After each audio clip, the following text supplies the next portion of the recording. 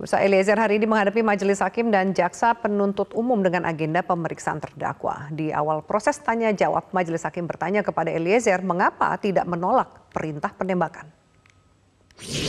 Juga yang mulia, karena saya tidak tahu kan ada kejadian pelecehan itu, kan dia bilang ada pelecehan yang mulia. Tapi kan saya tidak tahu itu di Magelang.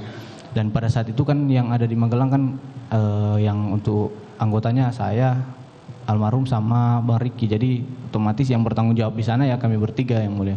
Pada saat itu saya bingung juga, rasa salah juga yang mulia karena saya tidak mengetahui kejadian di Magelang. Habis itu dia maju yang mulia. Mengubah posisi, pertama kan biasa yang mulia duduk. Habis itu dia merapat begini ke saya yang mulia. Baru lihat ke saya, nanti kamu yang bunuh Yosua ya. Dia bilang ke saya, kalau kamu yang bunuh nanti saya yang jaga kamu. Tapi kalau saya yang bunuh, nggak ada yang jaga kita lagi, Cat. Saya pada saat itu cuma jawab, siap Bapak. Perintah saudara terdakwa Ferdi Sambo saat itu bunuh, bukan hajar. Bukan yang mulia. Backup tidak ada yang mulia. Tidak ada. Tidak ada. Perintahnya jelas. Jelas yang mulia. Bahwa nanti kamu bunuh Joshua. Siap yang mulia. Bunuh dengan cara apa? Itu belum dijelaskan yang mulia. Oke. Belum dijelaskan. Habis itu sebentar. Saat saudara diperintahkan nanti kamu bunuh Joshua. Siap yang mulia. Apa yang terpikirkan dalam benak saudara saat itu? Takut yang mulia. Takut. Siap yang mulia. Saudara tidak langsung meresponnya. Saya belum pernah bunuh orang, Bapak. Saya pada saat itu tidak berani yang mulia menjawab. Saya cuma siap Bapak aja. Cuman kata siap. Siap. Oke. Kemudian? Lalu dia masih dengan posisi begini ya, yang mulia. Dia jelaskan. Jadi gini, Cat. Skenario-nya itu di 46. Jika Eliezer tidak bisa menolak perintah Sambo, maka Riki Rizal mengatakan kepada Ferdi Sambo tidak kuat mental untuk menembak Yosua. Untuk membackup nih, ya kan? Kan tadi kan diminta di Saguling backup saya. Ya. Entah di mana tempatnya kamu diminta untuk backup. Ya. Ya. Yang saya tolak ya, Bu. Yang kamu tolak. Ya. Nah, yang saya tanya waktu kamu menolak keberatan di Saguling untuk membackup itu apa? Keberatanmu tuh karena apa? Iya, waktu itu kan saya masih berpikir tentang apa yang disampaikan oleh Bapak, Bu, terkait Joshua melecehkan Ibu. Enggak, saya tanya tuh keberatanmu iya, kenapa? ini saya jelaskan dulu, Bu. Jadi waktu itu kan Bapak menyampaikan kalau Joshua telah melecehkan Ibu. Saya di situ ya percaya tidak percaya, Bu. Maksudnya apa iya sih kok sampai setega itu? Apa iya Pak berani gitu ya. Terus waktu itu kan disampaikan juga sama Bapak kalau semuanya mau panggil Joshua. Kalau melawan mau yang saya tembak. tanya kamu Iya. nggak jawab pertanyaan saya. Jadi Keberatanmu kenapa? ya saya nggak berani untuk Ahli psikolog forensik dari Universitas Indonesia Nathanael Eldadus mengatakan Riki sosok yang mampu mengatakan tidak kepada atasannya. Hal ini terungkap ketika kuasa hukum Riki bertanya kepada psikolog mengenai penyebab Riki menolak permintaan Sambo ketika berada di rumah Saguling lantai 3. Menurut saudara Riki ini juga, beliau ini dan juga teman-temannya memang ada tema yang konsisten. Mereka mempersepsikan bahwa atasan ini sangat baik, sangat positif, memperlakukan mereka ini sebagai keluarga. Jadi artinya di satu sisi dia adalah atasan, pimpinan yang dihormati, disegani, tetapi juga ditambah ada kualitas yang sangat positif sebagai pimpinan yang memperlakukan kami ini sebagai keluarga, gitu Pak kira-kira. Nah, itu faktor environment-nya, lingkungannya. Lalu faktor personnya. Nah, bagaimana kemudian kita lihat saudara Riki, disitulah salah satunya adalah faktor kepribadian yang kemudian mempengaruhi. Tapi tidak hanya kepribadian juga, tapi bagaimana kemudian pola pikir yang bersangkutan, pemikiran yang berkembang, interpretasi terhadap situasi itu juga mempengaruhi tindakannya. Nah, hal ini yang bersangkutan dengan tegas mengatakan izin, saya tidak sanggup, saya tidak kuat mental. Nah, hal ini juga didukung oleh profil psikologis yang bersangkutan tadi, bahwa dia mampu memiliki suatu kondisi psikologis untuk berani mengatakan tidak pada pimpinan yang posisinya jauh lebih tinggi. Ditambah lagi permintaan ini pun juga bisa saya katakan di luar kompetensi dia, jadi di luar repertoar tingkah laku yang bisa dia lakukan. Kita membahasnya bersama psikolog forensik Reza Indragiri serta kuasa hukum Ricky Rizal, Belan Dewangga Pribadi. Mas Reza, Mas Belan, selamat malam. Selamat malam, Assalamualaikum. Baik, Waalaikumsalam. Saya akan ke Mas Belan terlebih dahulu. Kita akan bahas mengenai apa sebenarnya dibalik keberanian Ricky untuk menolak perintah dari Ferdy Sambo dan sebenarnya apa statement yang diberikan Ferdy Sambo kepada Ricky Rizal. Silakan, Mas Belan. Ya, sebenarnya kalau dikatakan perintah, mungkin bukan perintah ya ditangkapnya, tapi lebih ke pertanyaan. Karena waktu itu kan yang ditanyakan pertama, kejadian apa di Magelang. Yang kedua ditanyakan kepada klien kami, apakah kamu berani menembak Joshua? Karena tadi disebutkan juga ya oleh ahli psikolog kami bahwa Ricky ini background-nya lalu lintas. Kalau saya tidak salah, dia tugasnya di Regiden dulu, registrasi dan identifikasi bagian lalu lintas. Jadi pekerjaannya banyak seputar administrasi. Dia tidak menguasai senjata sebagus mungkin teman-teman yang di Brimob, sehingga itu di luar dari kemampuan dan kapabilitas dia. Selain mungkin mental dia juga tidak kuat. Itulah yang dia sampaikan. Dan di ahli psikologi sebelumnya, Ibu Reni kalau tidak salah, itu menyebutkan bahwa Mas Ricky ini punya kepribadian asertif. Mungkin kalau saya salah bisa diluruskan nanti Pak Reza. Nah, asertif ini kan dia bisa menolak dengan halus dan background dia juga sebagai orang Jawa sehingga maksud dia itu tidak disalahartikan oleh Pak Ferdy Sambo begitu. Ya, ketika Ricky menolak, sementara Eliezer mengatakan ia takut untuk menolak. Apakah Ricky tidak merasa takut? Mengapa ada keberanian untuk menolak? Anggaplah permintaan, jika bukan perintah, untuk jika dia melawan kamu siap tembak dia. Itu statement dari Ferdy Sambo. Tentunya kalau dibilang takut, tentu dia takut ya. Tapi ketakutan dia pada hari itu dan konsisten Ricky Rizal menyatakan bahwa yang ada di pikiran dia adalah tentang peristiwa yang di Magelang. Karena dia tidak tahu menahu soal itu, di mana anggota kepolisian yang paling senior yang bertugas saat itu adalah dirinya, di mana anggota kepolisian lain yang juga bertugas adalah Richard Eliezer dan Joshua. Cuma Joshua ini kan ada pertikaian dengan Kuat Ma'ruf gitu. Sehingga dia berpikir, oh mungkin kalau saya tidak bisa menjaga ibu, saya akan dipermasalahkan ini dengan bapak. Ketakutannya hanya seputar itu. Dia tidak membayangkan untuk menembak. Nah, masalah untuk membackup, ketika dikatakan oleh Ferdy Sambo, kamu nanti backup saya di bulan 3, itu tidak diiyakan atau ditolak oleh Ricky Rizal. Diam saja, karena dia masih memikirkan betul tidak peristiwa yang di Magelang itu terjadi. Begitu, Mbak Afi. Iya, yang disampaikan, yang saya bacakan ini adalah statement dari Ferdy Sambo. Saya akan konfirmasi jika dia melawan, kamu siap tembak dia. Berarti yang dikatakan, yang ditolak adalah jika ternyata dia tidak siap untuk menerima permintaan jika melawan, kamu tembak dia. Seperti itu? Ya, kalaupun itu dipakai, maksudnya dia itu kan tidak membawa senjata, Mbak.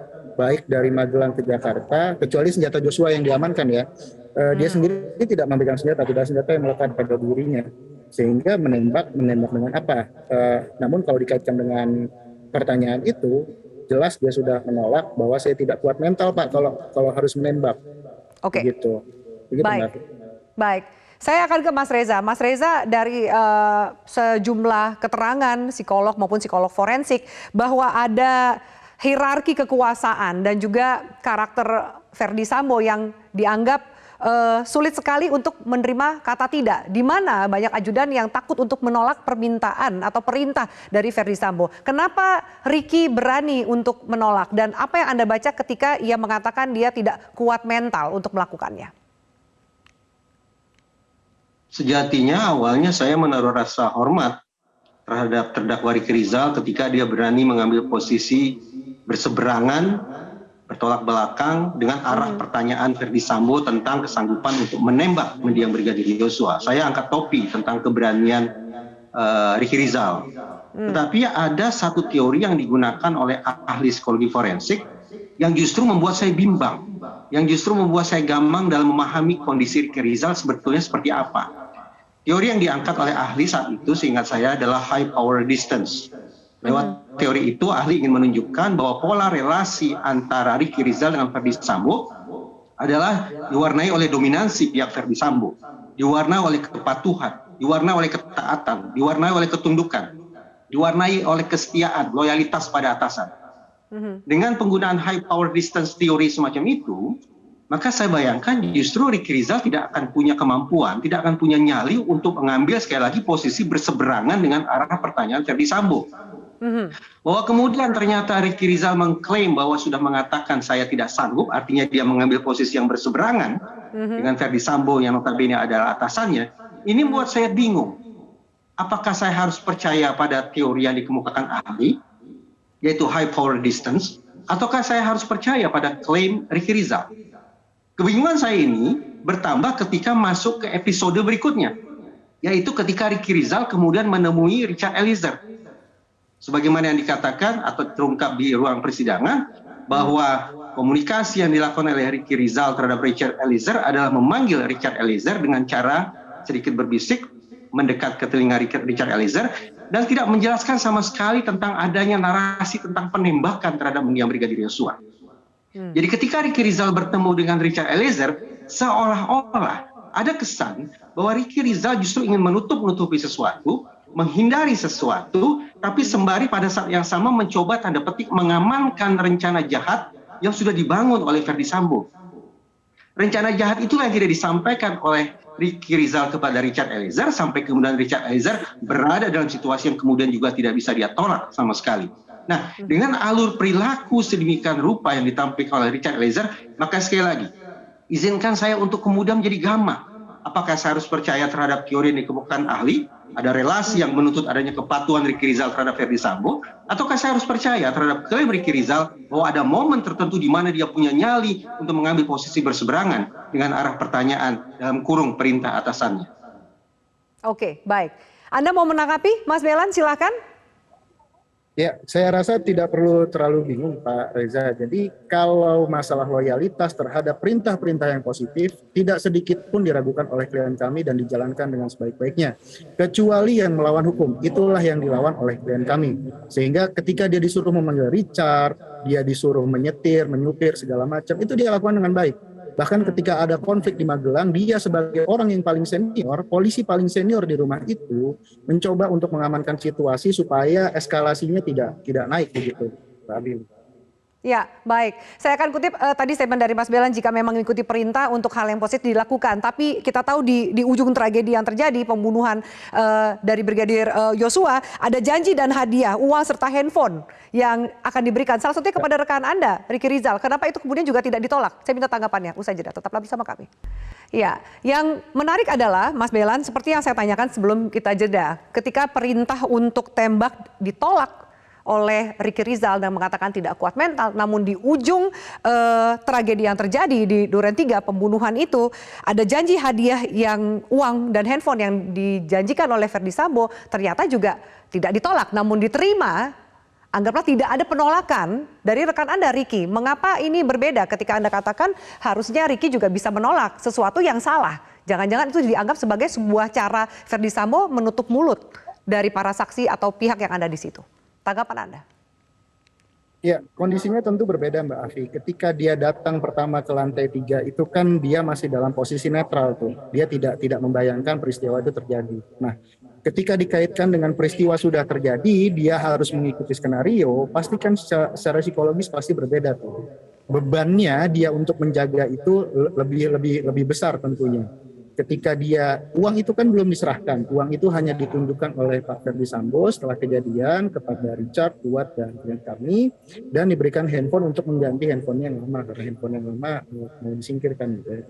Menurut saya kondisinya pasti berbeda. Kalau kita yang mengalami itu juga pasti kan berbeda. Ketika kita hanya ditanyakan berani menembak atau tidak, dan yang kedua adalah ketika peristiwanya sudah terjadi, di mana peristiwa ini sangat besar sekali dan terbukti sekarang sangat besar sekali efeknya dan perhatiannya, itu dua hal yang sangat berbeda menurut saya.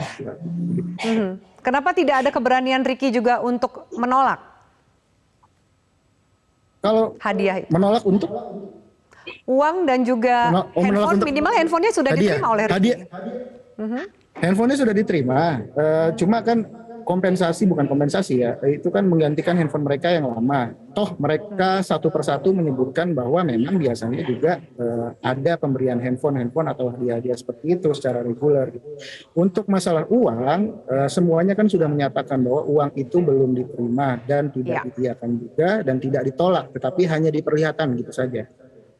Oke, baik. Saya minta tanggapan dari Mas Reza, silakan. Dari rangkaian perilaku Ricky Rizal ini, memang ada sejumlah episode, termasuk yang paling penting menurut saya adalah momen ketika dia menyatakan tidak punya nyali atau tidak siap untuk menembak begitu ya. Nah, dari rangkaian perilaku Ricky Rizal ini kentara sudah ada kontradiksi di sana-sini dengan teori high power distance yang dikemukakan oleh ahli.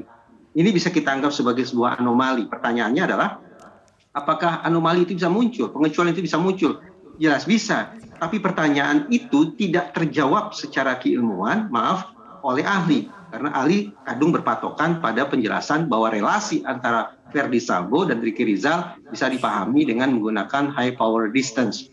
Atas dasar itu, saya pikir masuk akal bahwa kemudian jaksa penuntut umum salah satu pertanyaan yang diajukan adalah apakah mungkin seseorang membuat keterangan berdasarkan tekanan, membuat keterangan berdasarkan instruksi dari pihak lain. Nah, pertanyaan ini menjadi sangat relevan karena klaim atau pengakuan Ricky Rizal bahwa dia menolak mengambil posisi sebagaimana yang diinginkan oleh Verdi Sambo memunculkan kesan anomali yang jangan-jangan, sekali lagi saya tandaskan, jangan-jangan ini masih berupa pengakuan yang datang dari adanya tekanan, adanya fabrikasi, adanya intimidasi, adanya ketakutan terhadap Verdi Sambo. Oke, baik. Kita akan lihat statement dari Ricky. Anda mengatakan tadi Ricky harus patuh mengikuti skenario. Bagaimana dengan momen hakim yang mencecari Ricky Rizal tentang kejadian di Duren 3? Kita simak bersama, saya minta tanggapan dari para narasumber. Tembakan, ada apa ini? Terus dar gitu yang mulia. Nah, di situ saya kaget, kok ditembak? Kenapa gitu loh? Terus ditembak sampai jatuh yang mulia. Terus saya dengar ada suara, bang, ada apa bang? Saya ke dapur yang mulia. Mendengar suaranya Romer, saya ke dapur lihat nggak ada orang. Terus saya lihat ke tengah lagi, si Pak FS ini lagi nembakin dinding yang mulia. Setelah itu saya hanya menunggu di dapur sambil kenapa ini? Ada apa kan? Sempet takut yang mulia di situ. Itu kan nggak masuk di akal. Ya. Bentar, jangan dibantah dulu. Siap. Ya kan? Siap. Cobalah kamu ingat anak istrimu. Mereka di sana mendoakan kamu, semoga kamu bisa mendapatkan keringanan. Tapi dengan begini, kamu mencoba mengaburkan semua peristiwa itu.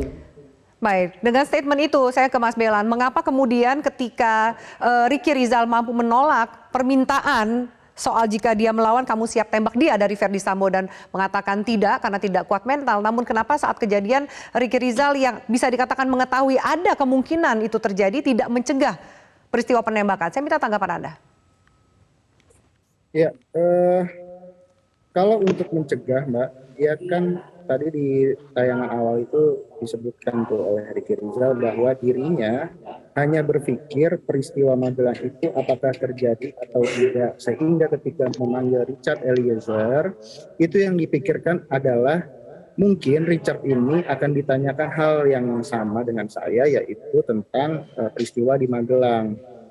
Soal penembakan itu bisa ditanyakan, bisa tidak. Saya juga tidak tahu apa pikiran Mas Ricky ya, apakah itu terbesit di pikirannya.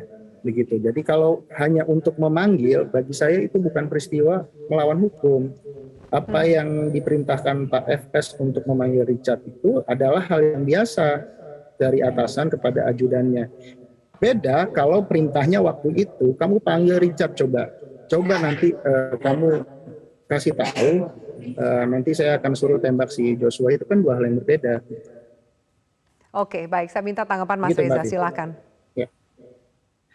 Tadi dikatakan bahwa Ricky Rizal adalah sosok yang secara umum patuh terhadap Verdi Sambo. Oke, itu sekali lagi adalah cerminan dari high power distance. Tetapi kemudian dikatakan bahwa Ricky Rizal sanggup untuk mengatakan tidak, sanggup untuk berseberangan dengan komandannya ketika berada dalam situasi benar atau salah. Dan ketika Ricky Rizal menganggap ini sebagai perbuatan yang salah, maka dia berani menentang itu. Apa boleh buat? Klaim semacam itu, penjelasan semacam itu terpatahkan ketika kita ingat kembali keterangan yang disampaikan oleh mantan Karo Provos Mabes Polri, yaitu Beni Ali. Beni Ali di hadapan majelis hakim pernah mengatakan bahwa Ricky Rizal ketika ditanya oleh penyidik mengatakan bahwa ketika terjadi tembak-menembak tersebut, Ricky Rizal mengaku berada di carport dan tidak menyaksikan, tidak berada di lokasi penembakan itu. Apa yang saya katakan? Ternyata ada lagi bukti tindak tanduk Ricky Rizal di mana dia terkesan justru mengamankan misi jahat dari pimpinannya. Di mana Ricky Rizal justru patuh terhadap perintah salah pimpinannya. Pada momen itu, menurut saya tidak bisa diterima klaim bahwa Ricky Rizal sanggup untuk menolak sebuah ajakan atau perintah yang salah, perintah yang jahat. Karena sekali lagi ternyata ada cerita lain yang disampaikan oleh mantan Karo Propos Mabes Polri bahwa dalam situasi ketika dia diperiksa oleh penyidik, ternyata Ricky Rizal menyampaikan keterangan sebagaimana arahan salah yang diberikan, yang diajarkan oleh Ferdi Sambo. Oke, saya minta tanggapan Mas Belan. Menarik sekali untuk dikomentari tadi statement dari Mas Reza bahwa ternyata secara tidak langsung Ricky Rizal ikut mengamankan rencana tanda kutip negatif atau jahat atasannya. Ya, saya pikir manusia itu tidak seperti robot, Mbak ya. Maksudnya kalau ada relasi kuasa, otomatis sudah selalu harus dipatuhi begitu. Inilah uniknya manusia menurut saya. Dan itulah yang terjadi. Kita kan berbicara di muka persidangan ini tentang fakta hukum. Anggaplah Ricky berbohong tentang dua hal. Satu, dia tidak melihat penembakan. Satu, dia tidak diperintah siapapun oleh siapapun untuk mengamankan senjata. Cuma kan sudah dihadirkan juga oleh jaksa, ahli dari poligraf yang menyatakan bahwa Ricky ini jujur gitu. Dan itulah yang disampaikan kepada kami, dan Mas Ricky juga menyampaikan kalau Bapak tidak percaya saya, coba nanti lihat tes poligrafnya benar atau tidak begitu ya. Dan kita melihat dari situ juga lah. Untuk masalah coaching yang sebelumnya dilemparkan oleh jaksa, saya rasa di Indonesia ini untuk mengetahui tes poligraf itu masih sedikit ya. Walaupun itu di berbagai negara sudah digunakan lama dan usang begitu, tapi untuk coaching rasanya itu berlebihan lah dan kepada Mas Ricky Rizal. Sekarang pertanyaan begini, kalau dia coaching pasti ada yang menyuruh. Nah, kenapa yang menyuruh ini tidak lolos untuk melakukan tes poligraf? Sesimpel itu saja logikanya, Pak. Oke. Sejauh ini kita dengar dua statement yang bertolak belakang. Seperti dialog sebelum dialog ini, bahwa antara statement Sambo dengan Eliezer saat ini sangat bertolak belakang. Apa keterangan dari Ricky? Pihak mana yang mendekati kebenaran? Baik, terima kasih Mbak Afi. Dari awal kami selaku PH-nya Mas Ricky tidak mengambil sikap untuk pro kubu A atau pro kubu B. Kami hanya pro pada apa yang terjadi, apa yang dialami, dan apa yang dilihat oleh Mas Ricky. Kami tidak berusaha untuk menyelamatkan siapapun di sini. Apabila keterangannya Mas Ricky itu menguntungkan salah satu pihak, silakan. Karena memang itu faktanya. Apabila merugikan juga sebaliknya, kami tidak bisa mencegah itu. Karena kami hanya fokus kepada penanganan klien kami, tidak tergabung oleh kelompok penasihat hukum manapun. Kami berdiri sendiri. Begitu Mbak Afi. Baik, saya minta tanggapan dari Mas Reza, terakhir silakan. Ini dengan segala hormat dulu. Kalau kemudian cara yang digunakan untuk meneguhkan posisi Ricky Rizal adalah dengan menggunakan lie detector, mohon maaf, saya menganggap bahwa lie detector adalah pseudoscience. Jadi hasilnya positifkah, negatifkah, pluskah, minuskah, netralkah? Menurut saya sepatutnya hasil atau temuan lie detector itu dikesampingkan saja. Karena saya yakin betul bahwa alat yang disebut sebagai pendeteksi kebohongan itu sesungguhnya sama sekali tidak mengetahui kebohongan dan kejujuran. Alat yang disebut sebagai pendeteksi kebohongan atau lie detector atau poligraf itu sebatas mengukur atau membandingkan antara pernyataan dengan respon fisiologis manusia, bukan membandingkan antara pernyataan dan kenyataan. Padahal kesenjangan antara pernyataan dan kenyataan itulah letak kebohongan yang sesungguhnya.